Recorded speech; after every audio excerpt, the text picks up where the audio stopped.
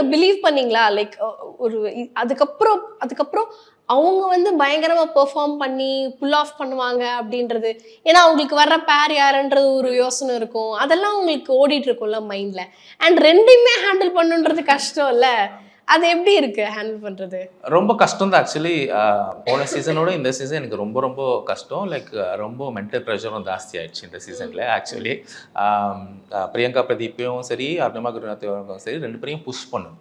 ஏன்னா வந்து last time மாதிரி தனுஷ் இருந்தால், தனுஷ் ஜஸ்டினை வந்து நம்ம ஒரு வாட்டி சொல்லிட்டா வந்து ஃபாஸ்ட்டாக பிக்கப் பண்ணிக்குவோம். பட் இவங்க ரெண்டு பேருமே 4 பேருமே டெட் ஸ்லோ, ரொம்ப டெட் ஸ்லோ. நம்ம வந்து ஒரு நாள்லேயே வந்து 2 சாங்கும் கம்போஸ் பண்ணிட்டு முடிச்சிடுவோம். ஆனால் இப்போது வந்து ஒரு நாள் தாண்டி, ஒரு 2 days தாண்டி 2.5 days வரைக்கும் போகுது ரியாசர்.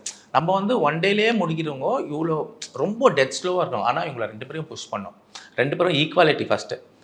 என்னென்னா, நான் இவருக்கு பார்ஷாலிட்டி பண்ணுறேன், இவங்களுக்கு நல்லா பண்ணல, இவங்களுக்கு நல்லா பண்ணுறேன், இவங்க நல்லா பண்ணுறேன், அவங்க 2 பேருக்குள்ளே வரவே கூடாது.